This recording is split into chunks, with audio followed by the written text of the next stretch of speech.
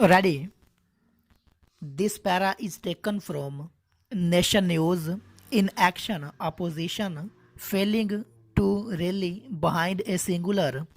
cause and limiting politics to sloganeering during parliamentary sessions, the opposition seems to be rather divided on issues to align themselves with full stop. Pakistan People's Party since the last year has been actively giving voice to leftists issues in the country, whereas, on ground, Pakistan Muslim League Nawaz has been engaged closely with the government due to cases against their leaders, each of which fails to be a problem for the masses, nor ends in any tangible action for the opposition, full stop. Both the parties, along with Jamiyat Ulma Islam, refer to midterm elections as their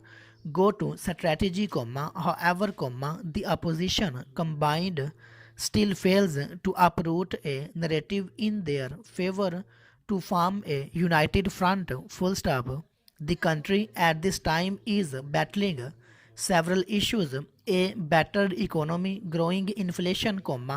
loss incurring businesses and industry, low revenue collection, coronavirus, financial action task force and international monetary fund IMF instated time-bound policies, social movements like the Aurat March taking root, India's growing anti-Muslim rhetoric and policies, and a population agitated by these uncertain policies, full stop. The opposition can play its part to pressurize the government to perform its role, but with the opposition leader Shehbaz Sharif absent from the country, along with the failure of other opposition members to rally behind causes closer to their voters, these representatives fail to jolt the ruling party to be accountable for their actions and policies in government, full stop. The key here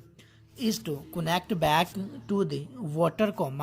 who can empower representatives and the interests that they articulate in the parliament on their behalf, full stop. The politics of the country needs to be representative of the concerns of the voter base of Pakistan, and for such a culture to meet in to culminate, it is important for our representatives to meet in the parliament, full stop.